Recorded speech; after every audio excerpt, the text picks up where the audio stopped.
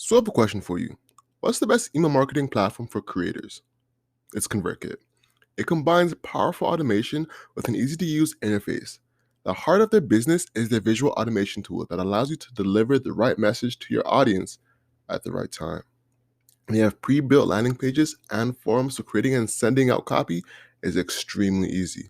I personally use it with my business when I'm doing webinars. And you can use it too. Right now, we have an exclusive offer for you. ConvertKit is giving you a freemium membership with full access to the landing pages, forums, and email marketing for free, up to 1,000 subscribers. They are one of the only platforms that allows you to add your Facebook pixel to it for free. It allows you to create automation, and it allows you to get the ball rolling with your business. And of course, it integrates with Shopify, Wix, Squarespace, Gumroad, and a ton of other platforms. So what you're going to do is you're going to hit the podcast description and click the link there to get you to this freemium account. It's an amazing service, so make sure you try it out, guys. Let me know how it goes for you. I want to know. All right, let's get into the show. I shared that my love language is words of affirmation and receiving gifts. And then she brought up something interesting. She said, there's actually a negative to that when you're not getting. So you find yourself overspending on things. You find yourself trying to do things because you might not be getting it somewhere. So you try and overcompensate it for other things. So that affirmation, I've always been told like, yeah, you're great. You're going to do well. And having a moment of not having that was kind of like a wake up call for me. Like, oh shit, like, you're not going to get the recognition, bro. You're not going to get the accolades or whatever that you've been having since high school. So I went searching for it in any way I could. And I latched onto something that I have competency in. And I was looking to drive that forward, but it was just me being a mercenary instead of being a missionary.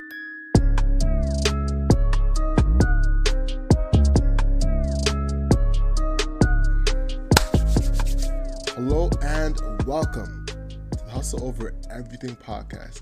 This is the podcast where we receive stories, tips, and strategies from entrepreneurs who've done it to help you grow your business and take yourself to the next level as a person. Today we have a different episode for you. We're digging deeper into something else. We're talking about our mistakes, and just showing you some of the ups and downs we've had as entrepreneurs. Well, first, Owen, what's good with you, bro? How are you? I'm blessed, bro. Another great Sunday ahead of us. Happy to be podcast Sundays.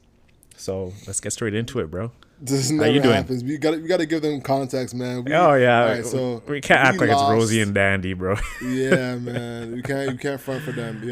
We lost 2 episodes.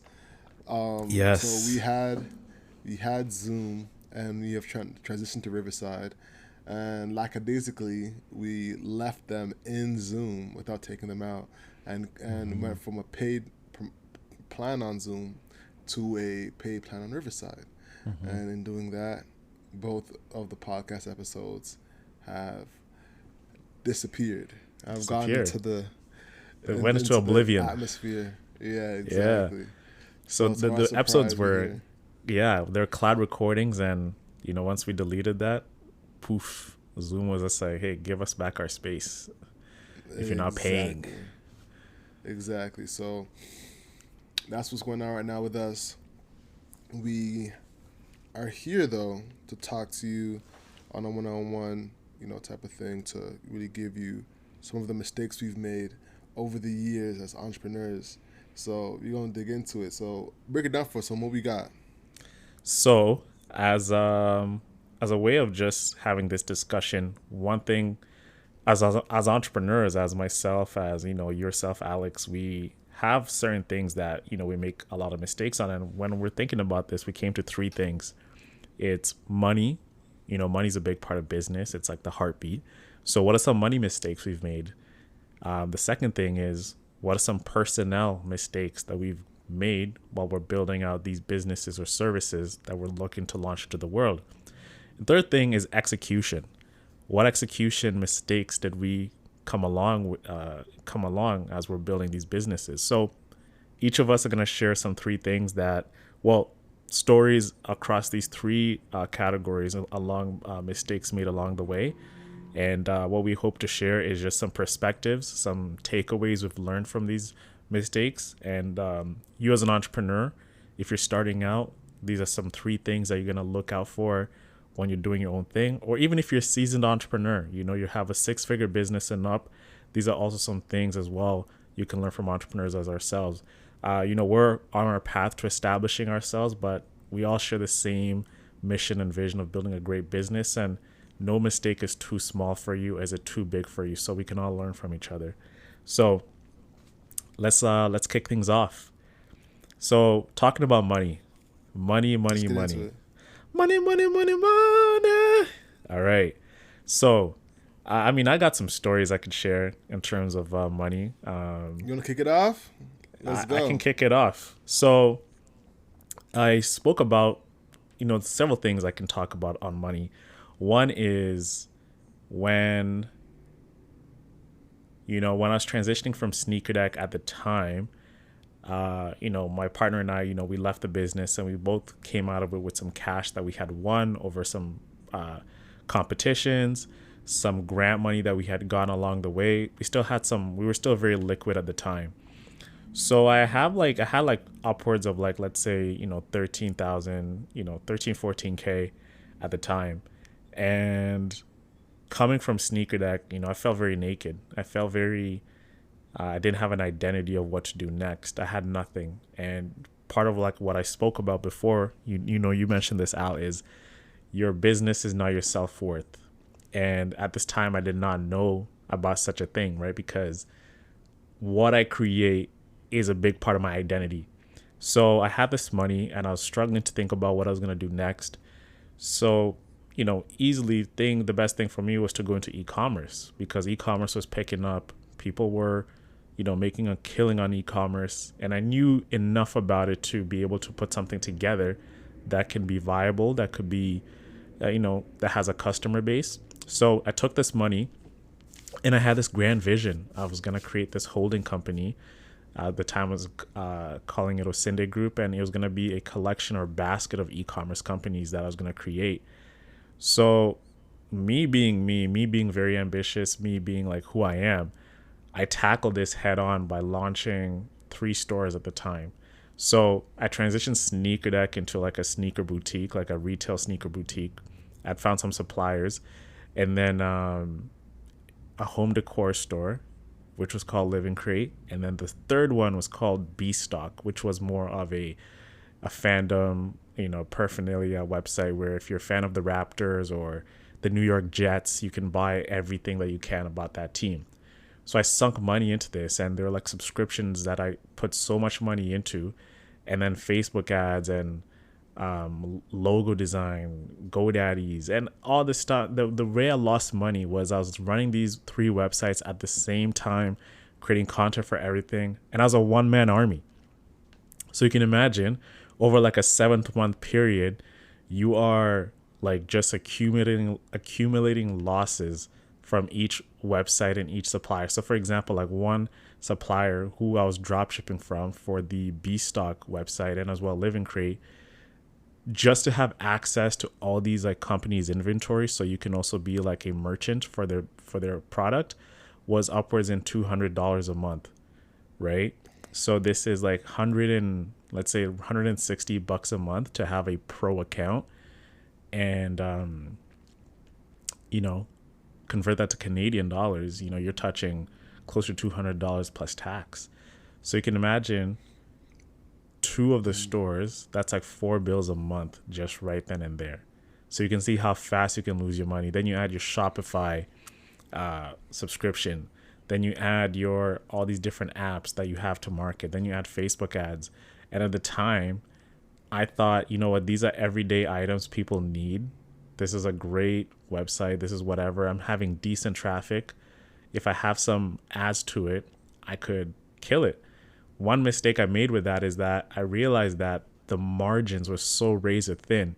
So even if I was converting a sale, it was still in the negative. So to be able to convert and also make a lot of money, I had to do mad volume. And Facebook ads is extremely competitive. So to get like to really succeed at that, I had to increase my ad spend to get there. So which means that if I'm spending the money I got and I'm converting at it, the profit I'll make does not really justify the amount of money I made. And then I realized it was like a bad business to be in. It's either like I had to have the product, I have to have my own margins from like my own manufacturer, and realizing that was just going to be an uphill battle. I was like, okay, one of the three of these stores got to go. One thing has to stay. It has to be like our own brand, like a CPG brand. And I realized, do I really want to go the CPG route? Do I really want to build this brand or something like that? I wanted to, but I knew it wasn't going to be authentic to me. Just because I'm building a CPG brand just to build it, like it just did not make sense. So I took a pause. I shut down the stores, and I had lost like several $1,000s from this, and I just kind of came to like a realization. I was like, you know what, like let me take a break. And then that's when I transitioned into podcasting. I was like, you know what, let me do Ono Sunday podcast. Then it became the e-commerce podcast, and then eventually it became the Hustle Over Everything podcast. And then that's when we started working together in 2020. But that just goes to show you, like, when you move on from a project and you want to hop onto the next project with no true vision of where things could be, like you're looking to make a flip, that is like the quickest way to lose money, especially if you don't have a vision. And that's what I learned the hard way, was don't let that feeling of emptiness when you're an entrepreneur dictate you just making hasty decisions that could lead you towards spending so much money that you could have it could have been worked better if you had taken the time, thought about it, and put onto a new project that's like deliberately thought about. It's like, okay, I can see myself doing this for this amount of years. There's a vision, there's a reason I'm doing this, and I'm gonna put my money behind it. Even though I'm losing, I know I'll get that money back because this is part of a bigger cause. At the time, I didn't have a bigger cause. I was looking just to make money. I was looking just to get back on the boat with, things after Sneakerdeck and getting back into the field, and that's what happened. So that was like one of my biggest money mistakes on that. What were you trying to accomplish emotionally? Emotionally, I was trying to fill a void. I was trying to fill a void of not having something to who I am as a person, because all along, ever since grade 11, I've always had a business, and this is the first time in my adult life that I didn't have something which was like a purpose. Because back when I was younger, my purpose was basketball, because I had a travel team. I was like waking up every day practicing, grinding hard, trying to get a basketball scholarship. I hung up my basketball career just to transition into business, so I was okay with putting that life away. So now, as an adult man without a business to have, I just got scared, bro. I got scared. I was like, oh shit, like what am I doing? Am I just going to school? Like just going to school at Ryerson and that's it? What's next? But with time comes perspective. And you realize, like, man, you have so many years ahead of you. It's okay to take a break from building a business to really look at your options and look at what you could build next. So you don't really have to. That's what I learned, man. That's what I was trying to do, fill a void. Got you. Yeah, that's tough, man. And I feel like that's something we all gotta look at is what is the real drivers behind it. Is it to create something sustainable now, or is it to create a fad or a way to fill a void to push this business in front of something else. Yeah. One thing we talked about with jeez, I'm so horrible with names, man. Let me help you out. We talked about literally 2 days ago of the negative effects of the of your emotional love, of your love language. Oh, Janelle? Yeah, shout out to Janelle. My apologies. I'm This Cake horrible with podcast. Yeah. Shout out to Get This Cake. Yeah, we're talking about the negative effects of your love language, when you're not getting that, so you go seeking it somewhere else, Could that have been what it was for you? Like you felt like you got acceptance from having a business, so you went like looking for that in other places? Yeah, absolutely. And when all three of us were talking on Friday, I shared that my love language is words of affirmation, words of Mm, affirmation and receiving gifts. And then she brought up something interesting. She said, there's actually a negative to that when you're not getting. So you find yourself overspending on things. You find yourself trying to do things because you might not be getting it somewhere. So you try and overcompensate it for other things. So that affirmation, I've always been told, like, yeah, you're great, you're gonna do well, and having a moment of not having that was kind of like a wake up call for me. Like, oh shit, like, you're not gonna get the recognition, bro. You're not gonna get the accolades or whatever that you've been having over the since high school. So I went searching for it in any way I could, and I latched onto something that I have competency in, and I was looking to drive that forward. But it was just me being a mercenary instead of being a missionary. Like, mission is like us hustle over everything, mission driven. We're looking to build a media brand of educating entrepreneurs. A mercenary is just you're here for a quick trip. You're here just to mhm. get from point A to point B, and then once you get there, it's out. And that's what I was doing. I'm trying to build a school in Africa and bounced. Exactly. Trying, Take some trying pics to of the tell them, kids and then cut. Was it yeah. called Look at struggle this cute porn? kid from Ghana. Oh my gosh. Yeah, I remember Ellen DeGeneres getting burned for that. She took a pic with Mm. kids, and then it's just like, Didn't do yo, nothing after. Just maybe went I back have to home and chilled with their wife. lie in Beverly Hills. Yikes. All Yeah, right. So man. for me, I'd say Yeah. What about you? my money problem is not charging enough. You know, when I first started with my first client, I was charging like 300 a month for e- basically everything. You know. And for context, bro, share with like first time listeners what it is you were Hmm. doing Hmm. to offer this service. Hmm. So I was offering social media marketing, um, basically every type of marketing for the every type of online marketing. It was insane. I was doing SEO, website design, social media marketing, content creation for Instagram content creation and Facebook content creation, and then just doing the actual coordination and execution. I was a one man marketing band, and I was only charging $300 a month for it, which is insane, That's like insane. You know, pennies, man. To them, especially. exactly, exactly. So that went on for way too long, way too Hmm. long. So I'm happy that I'm out of that and got that out the window, because yeah, that was one of the things I think was really hurting me, and also I didn't take the time to actually learn from his mistakes. I tried to Hmm. learn from like what he was doing right, and there was only a few things that he was doing right, but a lot he was doing wrong. So I didn't have the foresight to see that at the time. Hmm. Yeah, that's one of the main things though, is not charging enough. And I'm just getting to the point where I'm charging a lot more than I should have been. So yeah, man, that's one of my Let, biggest money mistakes. Go ahead. let me ask you this. You charging not enough, where did that come from? Of you feeling as if you can charge enough? And then, second question, had you seen other marketers such as yourself charge more for what you were doing? No, because I was completely fresh out of college at the time, Hmm. so I had no idea.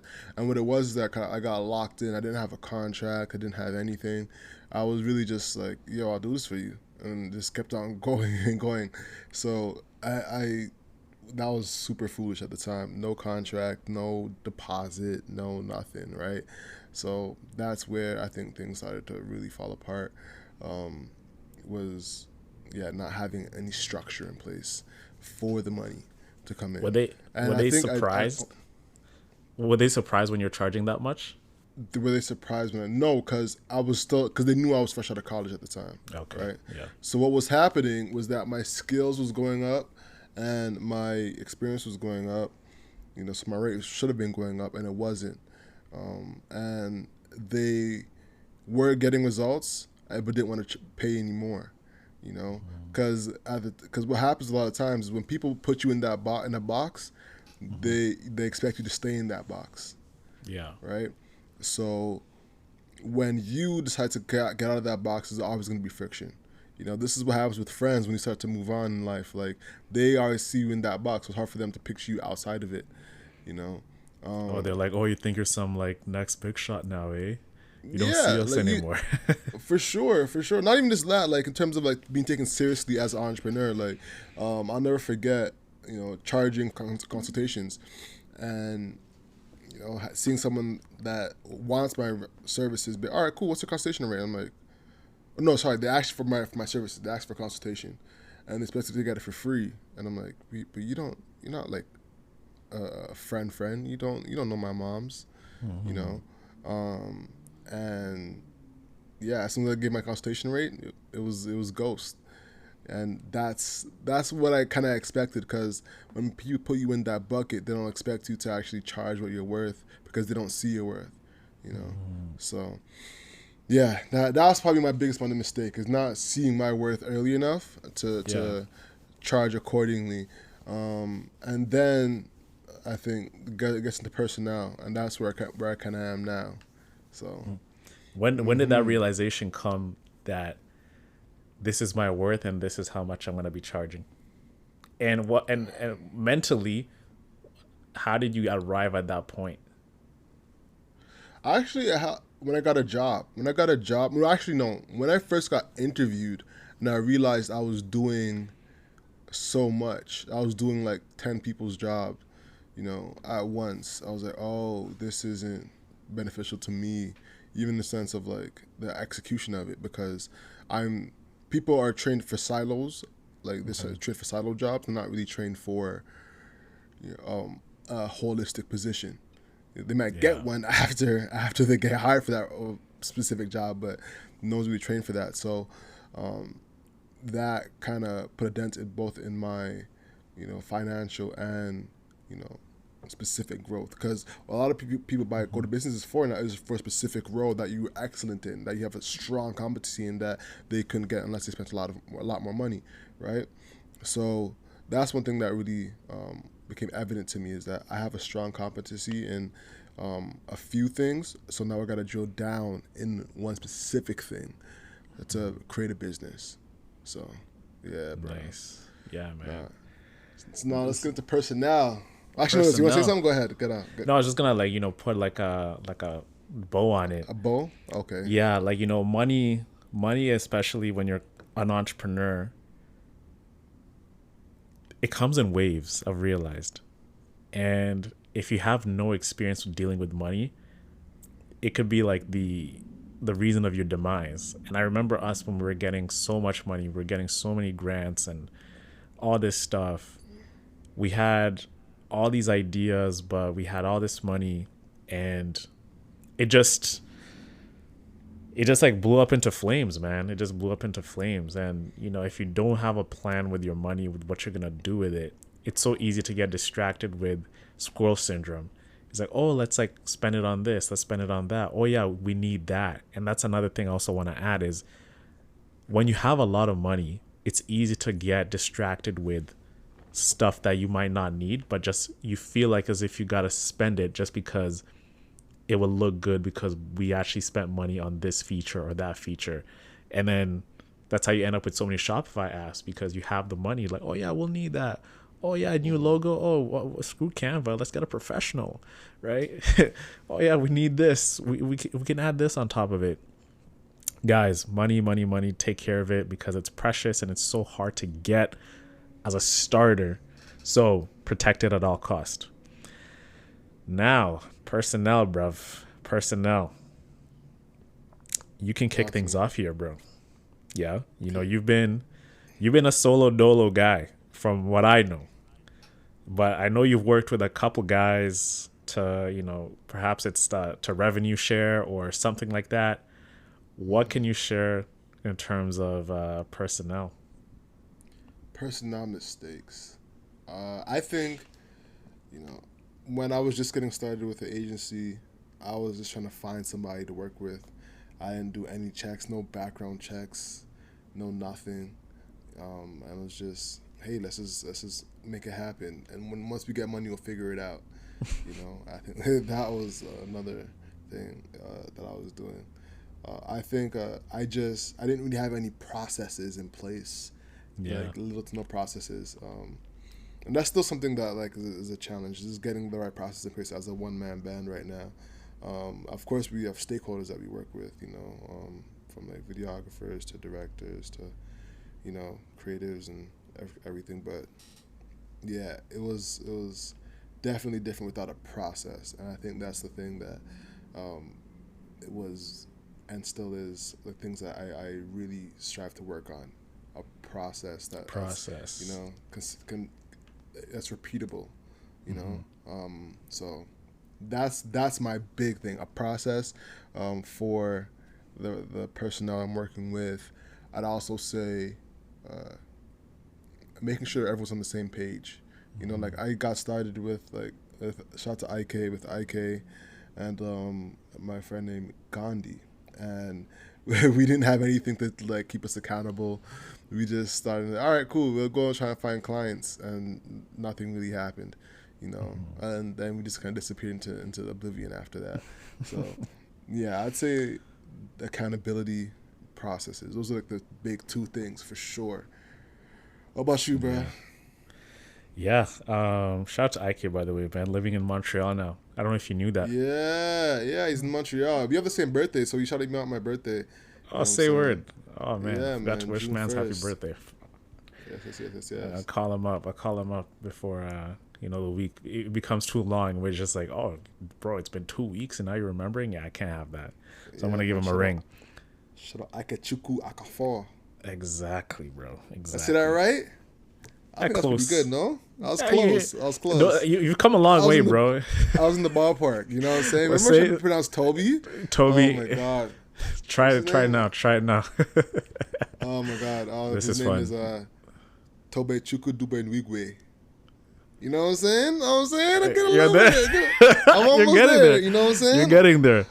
I'm I'll almost give you there, like a bro. like a solid 8.5 out of 10. I think Eight with the point with the five. I'll say yeah, A. I'll take an A. with the accent, bro. Like the dialect, the Nigerian dialect. All right. So how would you say? How would you say? What am I missing off that?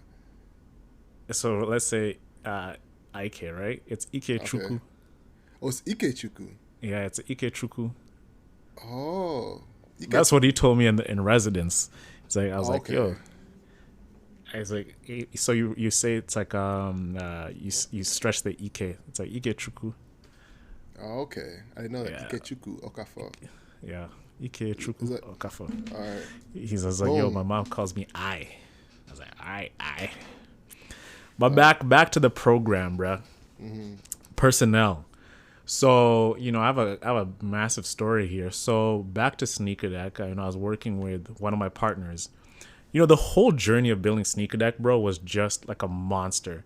I went through so many guys to try and look for developers because I'm not technical. I'm not a technical guy. Like I know JavaScript or HTML, and here I am coming to build a technical product. I'm just a guy with an idea, with a vision, and I'm looking to drive this thing home. So I went Hold through. on, hold on. Before you get into this, hold on, hold on. So, bro, you told me you used to code, eh? Do you remember this? You told me you used No, to code because I was shocked. I was like, bro, you no, made Sneaker all yourself? And you're like, yeah, man, I did it myself. no. I didn't make it myself, bro. I learned to code along the way, Oh, but okay.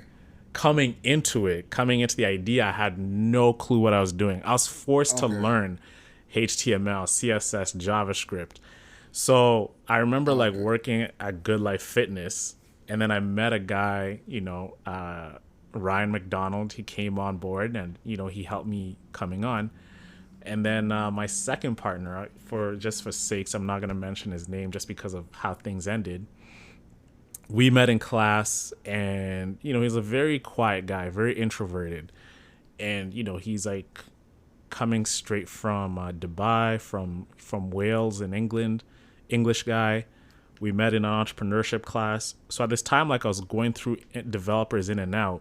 People are coming on the idea that like, yo, I just got a job. I can't work on this anymore. Oh, like, hey, bro, like this was fun, but I think I'm gonna move on.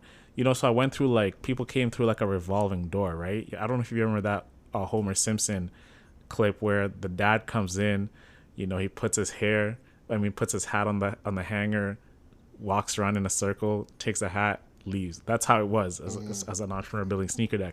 So I went through like 4 or 5 developers. So I put the idea on the shelf for like a couple of months. Then when I got back to school, I'm in this class. Mr. Tessenbaum, one of the entrepreneurship profs, is like, yo, if you have an idea, come up and pitch it to us. I'm like, why? I was like, oh yeah, we're going to work on a project, a year-long project. And, if you have an idea of an entrepreneurship project, come and pitch it. So I'm like, you know what? I have this idea. Let me keep the dream alive. Let me go up there and pitch it. And whoever I work with, at least I can get some ideas from other people. Maybe I'm seeing this whole thing wrong. So I go pitch Sneakerdeck. People like come at me at like when the prof says, hey, go, whoever's idea you like the most, go to that person. So 10 people came, and I remember like, before my co-founder was coming, he was like one of the last 2 guys walking up to me, but he got there first. So we had to boot the other guy, the 11th guy. So we became a 10. So he went home, looked at the idea, researched all the work I had done into it, and he realized, he's like, you know what, this is the amazing idea. So he messages me like, hey, Owen, I know we're going to be working on this project together, but I want to sit down with you and talk more about it and then see what your vision is. And perhaps I have some ideas I can help you with. I'm good at graphic design. So I meet with him. He's just like, hey, are you looking to take this further? I'm like, yeah, I am. Like, hey, if you let me work with you, I can help you with this and that. I'm like, all right, I can't lose with this at all. So we work together. Everything goes great. We were looking for more developers. We didn't know how to develop. So we learned. We took classes together on codeschool.com. And my roommate, C-Can, he had a premium account. So we shared the account while learning HTML, CSS, and everything. We became competent to be able to contribute to Sneakerdeck. But he chose to take it even a step further. He's like, you know what? I'm going to learn to be a programmer, and, you can focus on this, and that. You can help me with this, but I'll take the responsibility of the coding. You build a team and whatever. So I brought the other guy from Good Life back to Sneakerdeck, Ryan. Now we are building this project. We become successful with it. And, along the way, I remember my girlfriend at the time, Nadine, she used to tell me like, hey, I feel like, so-and-so doesn't like me. I feel like so-and-so is not really, I don't know. I just have a very bad feeling about him. She used to say this. My girl used to tell me that a lot. And what was it about? She said she didn't like her, or she didn't like you? She did not like him. Yeah. And she was saying that he doesn't like you. So she was No, saying that, hey, he don't like you like that. no. It's not even that. I think she just had a horrible feeling about him, and she used to communicate that to me. But Okay. I was so blinded with how good things were going that I did not want to lose a partner, especially from what I've gone through for the past 2 years. So I'm like, yo, babe, look, everything is going so good right now. We have a product, we have an MVP, we're getting users, we have traction. I hear you. Perhaps it's like a personal thing you have with him, but hey, this guy, he's producing right now, right? So we can't let go or whatever. So I continue on and on. She still kept saying it to me. And every time she used to come around, the energy between them was just is silently hostile. I would say that. He didn't seem to like her, and I think he was feeling as if like, when you're with her, you're taking Owen away from me, because the personality he had was he's very reclusive. He's very to himself. And even like, he didn't have a social circle like that. He wasn't like into sport. He was into sports, but he didn't have like a group of people like where you can be like, oh, that's a bro. You know what I'm saying? He was like, just on my computer, I'm going to do my thing. And that's that. So he's one of those guys, if you know what I'm saying, right? So I think as time went on, he started feeling, I think, resentful, because Sneakerdeck was like Owen's idea. Sneakerdeck was, he's, I'm a big contributor to this, but with me and my big personality, and I'm like the one moving things forward. I'm like, yo, you're building, I'm moving things forward. He wanted to get like the credit, and I used to give him the credit. I'm like, hey, bro, like just freaking whatever, he's here. Whatever, Should we beat that name out? Yeah, you know? Yeah, right? I'll take it off.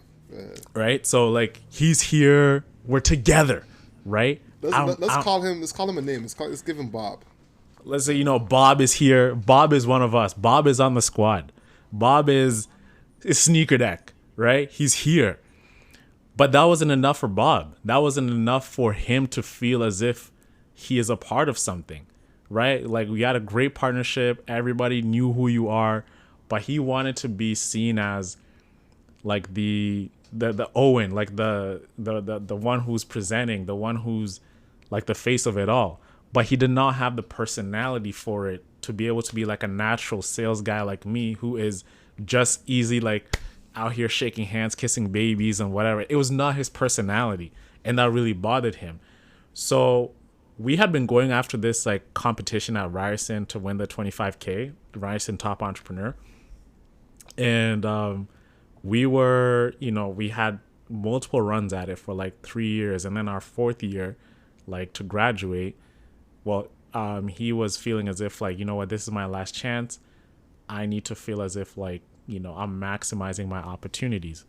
So what he did was there was another guy we knew. His name was, let's call him Kevin, right? So Kevin had a project he was starting. He asked Bob to come through to help him with the UI of the project.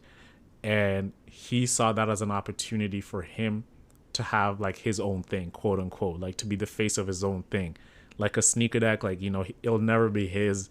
He will never be able to get behind it because it's Owen's thing. So for the competition, we were practicing, we were getting ready, but I started noticing like, man, why are you leaving early? Why are you going here? Like, we still got to work on these things.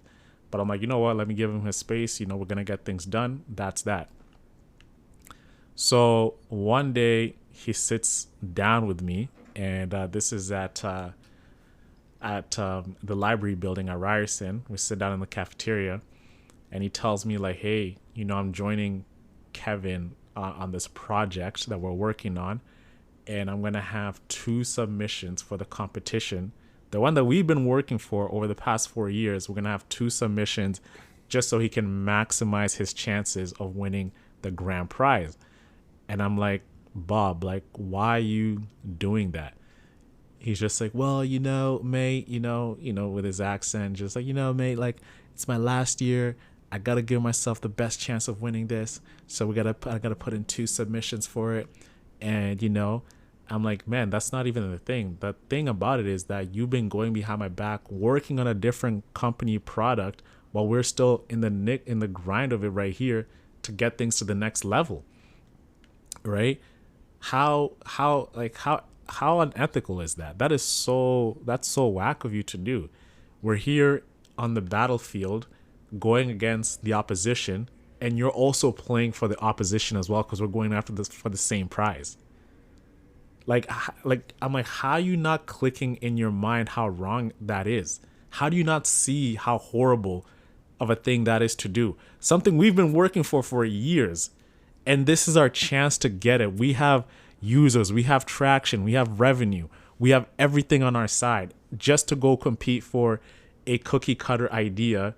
And when I say cookie cutter, the reason he liked that idea is because we were pitching to like predominantly like an older audience, right? Like the judges were, older, white.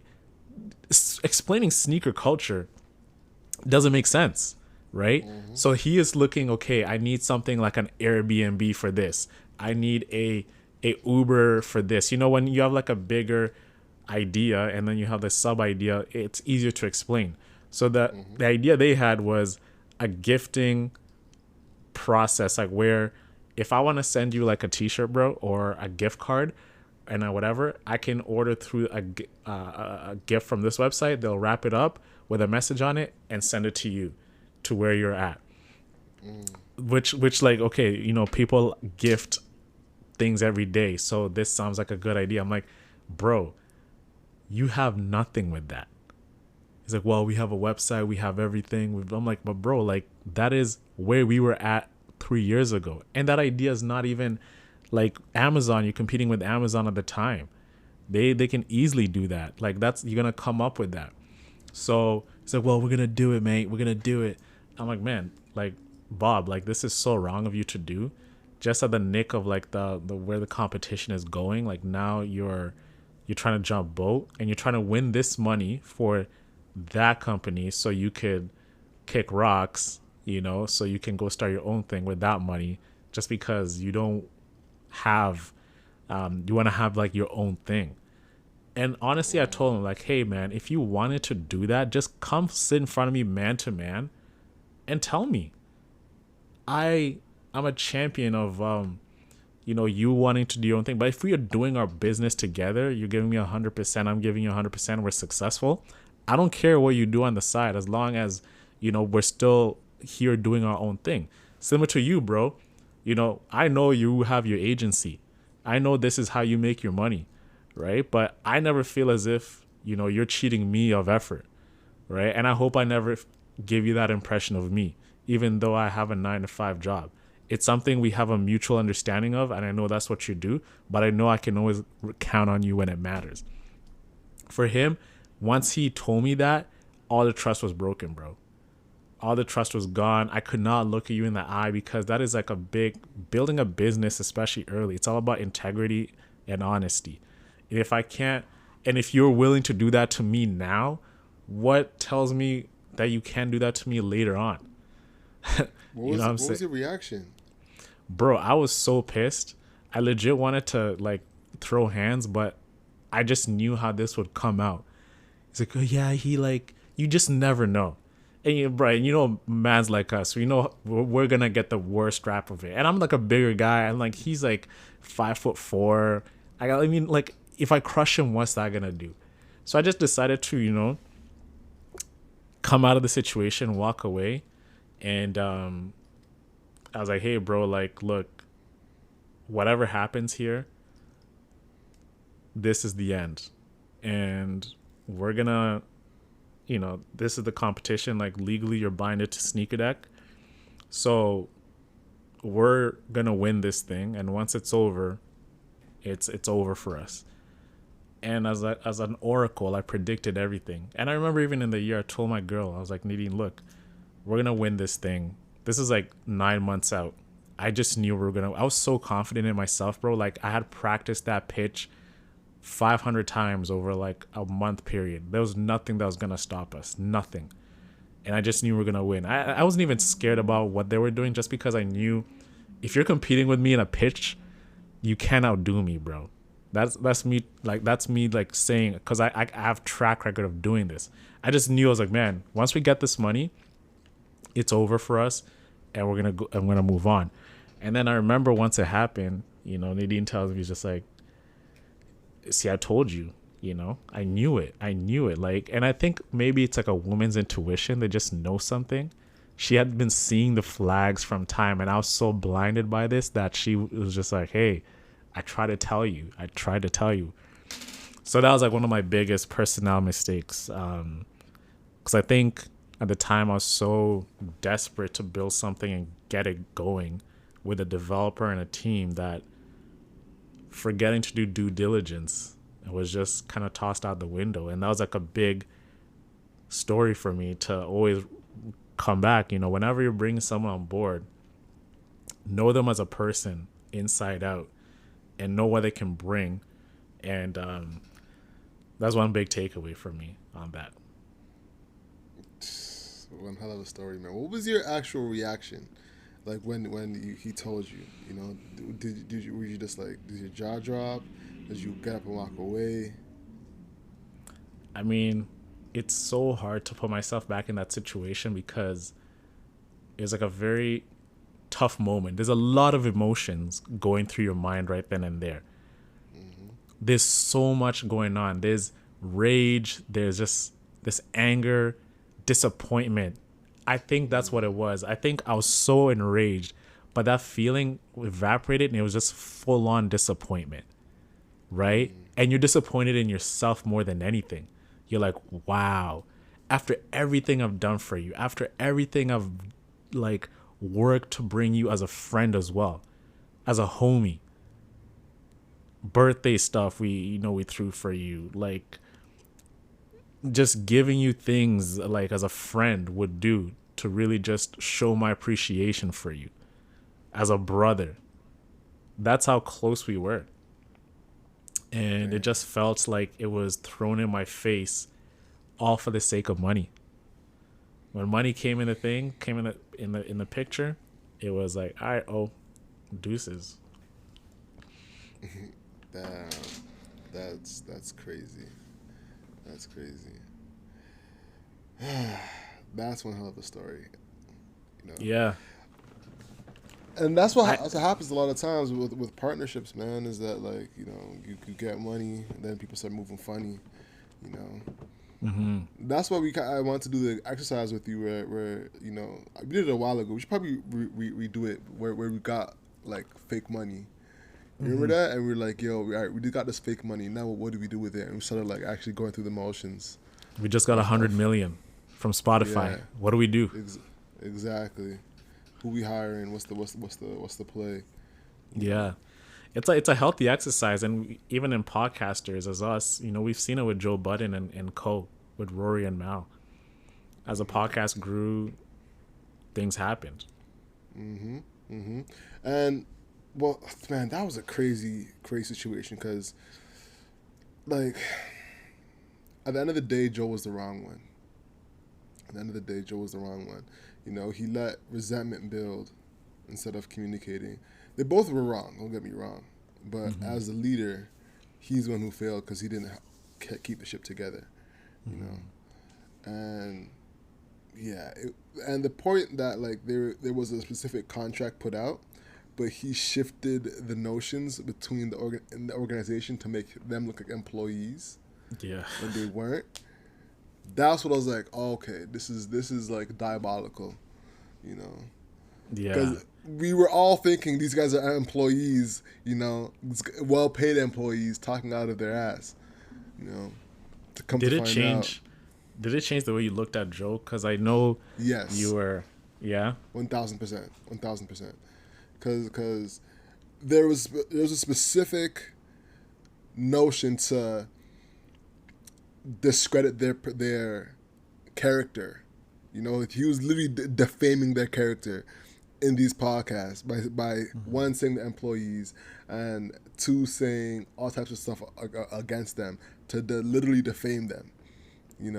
So I think that's one thing. That's why I was saying he was hurt because that wasn't the actions of a leader. That was the actions of a hurt friend. And that's when I was like, all right, bro, like you're completely wrong, and you're letting your emotions really contradict what you should be doing as a leader, as a boss, Yeah. So, what do you think? Yeah, it definitely changed the way I looked at Joe. Even the way I look at the show now, it just, I'm a fan of what they've created as a piece of art, but as a man, it made me lose respect for him because these are your guys. These are your guys you came up with. And I think he's blinded by what he sees his success as, that he doesn't want to see that success as like a shared communal thing. It's like, it's the Joe show. And you're just like the guys who are helping me fight like the bad guys, but like I'm the main guy here. You're just as a cast, you're supporting cast, literally, and that's why it's called the Joe Budden Network, the Joe Budden Show, the Joe Budden Podcast, because it's him. I was telling But you that. The fact that he named Joe Budden Network was a clear sign of like supreme narcissism. Because it's only to name the podcast the Joe Budden Podcast because people are searching on YouTube, on whatever for that, But to call it the Joe Budden Network was to say that not even the last name. Like a last name would make more sense. Like it's a Budden Network, It's like Walmart or any other company, right? yeah, But to call it the Joe Budden Network is a whole different ball it's a game whole different because ball game, bro. you're trying to say that this entire network is me when it was people who are helping you build it up, people who are profit partners in it. So I was like, then the whole like trying to defame Maul and say that he was stealing detergent and he would know if he was homeless before, like it was a lot of I didn't hear that. yeah, that was like another thing he was saying. There's all types of like defaming, things that he was saying against the man. That's why I was like, all right, bruh, this is this is I can't rock this as a man. So Hmm. yeah. But what else we got though, man? We're nearing Execution, the up on time. Execution. execution, bro. Ah, okay. What have I messed up on execution? Oh, hold on. I didn't give my personnel. Man, Oh yes, yes. knowing when. Okay, so I have a story. So I was working with this client at the time, and he wanted to get more, notoriety on social media on Instagram, so I started working with influencers, Hmm. right? And I found, and what he was a fashion brand. Let's call it David's David's Fashion, right? Yeah. So we're working with this David's Fashion, and I find this influencer that works for a museum here in Toronto, and it's a beautiful museum. If you know, you know what museum I'm probably talking about, you know. Hmm. And I'm like, damn, this museum is beautiful. Everyone takes pictures here, So if you can develop this relationship, it would be amazing to be able to have somewhere we can take pictures both inside and out, you know. So I was really excited about it. So the influencer had about like 16,000 followers that are predominantly men in Toronto, which is perfect for David's, what I called it, David's Fashions. David's Um, fashion, yeah. yeah, so I'm like, all right, this is sweet. So I get this guy in, and this is a bald guy, very dapper. Hmm. And I message him up. He's about to come into the store. He comes in, and the owner, the client at the time, looks at him and doesn't say a word, and is like, and goes to the back, and I'm like, what just happened? What the heck? And for Yeah. some reason, he wouldn't respect him, and I have no idea why. To this day, I have no idea why. Hmm. Wouldn't come up and shake his hand, wouldn't dap him, would even like look at him. So I'm in the middle of this, not trying to like mediate, because I'm like, what the heck just happened? I don't know if he was busy with a client or whatever, but he wouldn't say anything to him. So this guy's bald head immediately starts sweating because he Wow. just felt the most disrespect from any person, right? Hmm. And I'm like, oh, he probably just got caught with a customer or something. He's like, yeah, mm-hmm. Hmm. And Yeah. was like mumbling to himself. And he takes out his handkerchief out of his pocket and starts wiping the top of his head because he's sweating so much of like this anger of like, I came all the way here and he's gonna work for us for free. It has over Yeah. 10K followers, this off the strength. And I was like, oh my god. And he's like, you know what, guys, I'm just gonna get out of here. And the guy just leaves like that, and like a free relationship, not free relationship, like open relationship. That sounds even worse. But a new relationship, Hmm. this it Yeah. walks out the door just like that, and it was just like a sad realization of who this person was, you know. Hmm. That was kind of like a sad moment. It was all right. Why am I here? So yeah, Yeah. that was like an easy person. That moment, I was like, all right, this is a shit box of a person. It's so saddening when people who you had so much respect for, you saw them in this light. They just show you who they really are, because it's in those moments like when you're not really thinking, you don't have anything at stake, and let's say you're even the bigger person, let's say you are the owner or the leader or something. It's those moments that really tell you what type of character those people have. But when they're trying to woo you, they're trying to get you to do something, they're the most charming people ever. But those moments where there's something that they're not getting, or there's something that they want from you, or they see you as lesser, it really exposes them as a person, really exposes their leadership. And I've learned that even at my old work before leaving. I've seen it, man. It's like, wow, you did that. That's how you're acting. Jeez. But you know, we'll keep it it's rocking, bro. it's seeing the true person when you don't offer them anything. Yeah. When the value that you can give them disappears, you really see what their true character is. Hmm. And what was crazy about that is that this guy had bear value.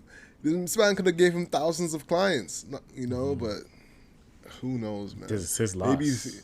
yeah. So maybe him and his woman ended up getting divorced. So maybe that has something to do with it. I don't know, but We'll never know. we will never know. You We'll know, never know. like that Kanye West speech. I guess we'll never Guess know. we'll never know. They say, Yeah, what man. Kanye? What would you do if you if you didn't win a Grammy?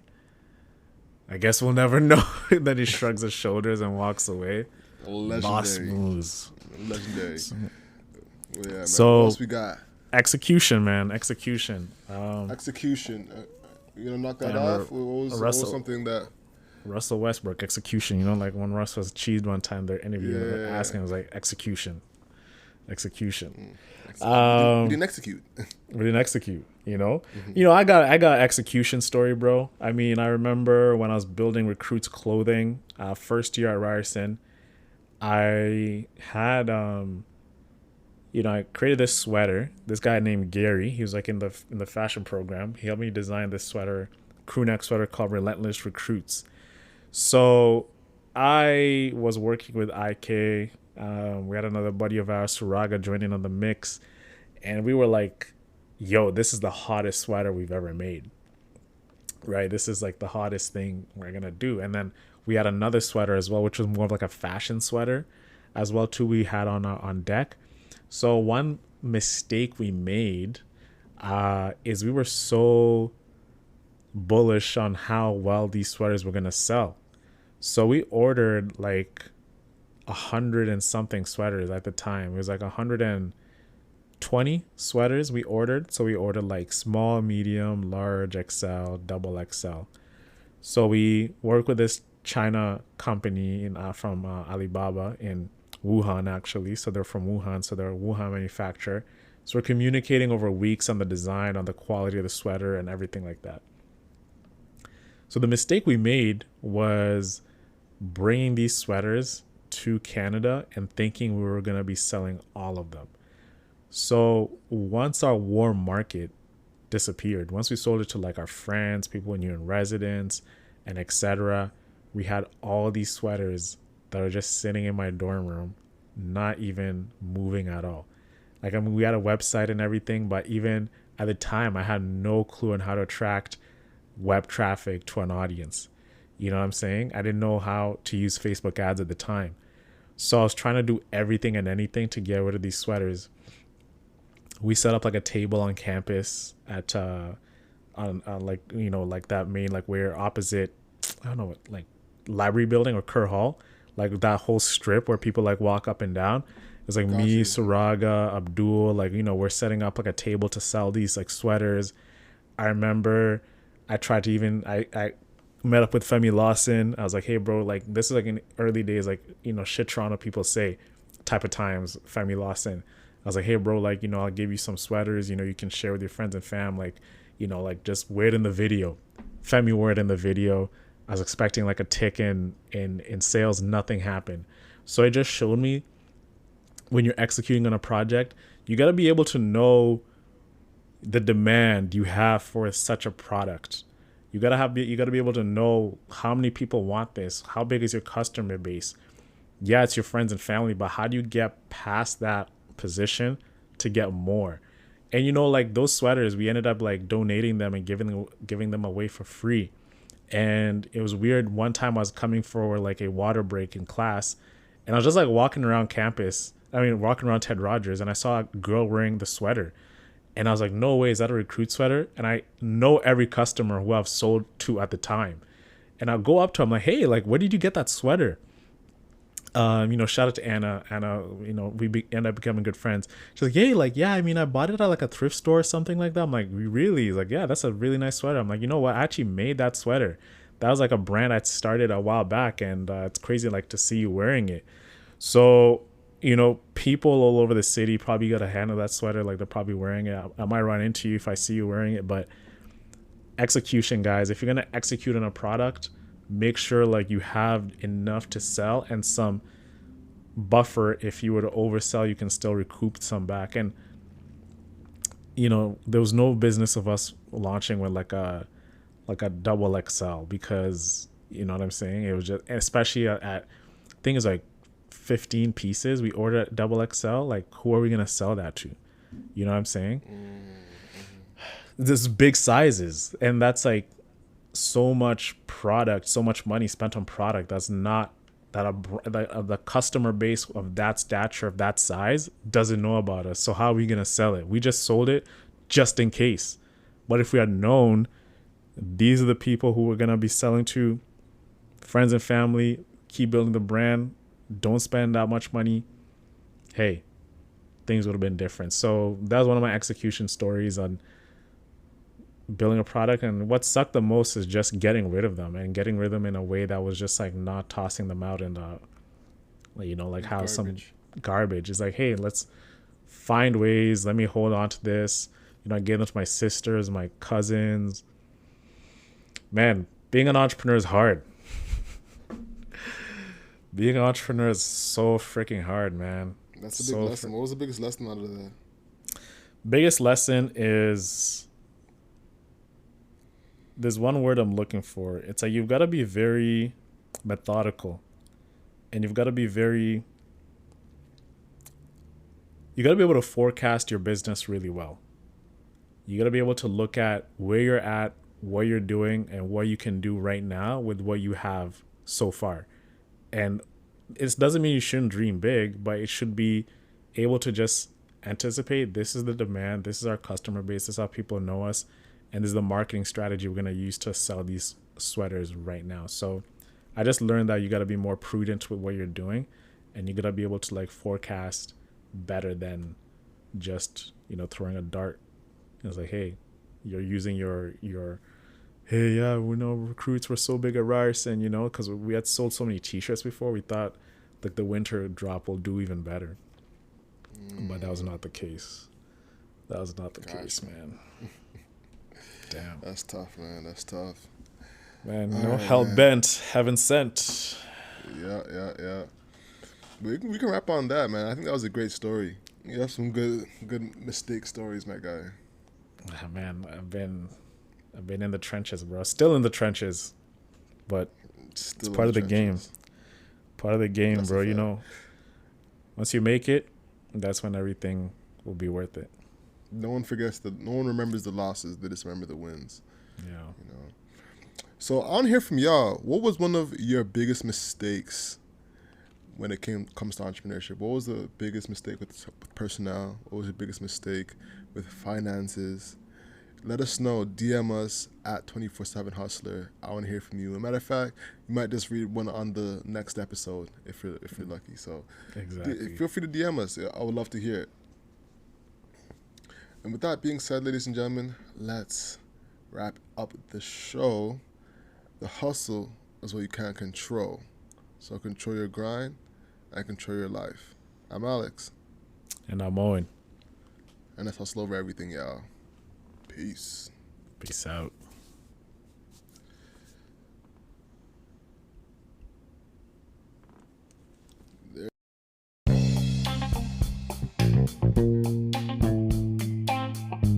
Thank you so much for listening. The conversation continues on our Instagram at 247hustler. We post very frequently.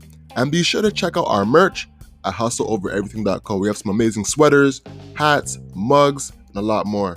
Lastly, our Proud to Pay program is linked in the description below. Thank you so much for your support. Talk to you next Monday. Peace.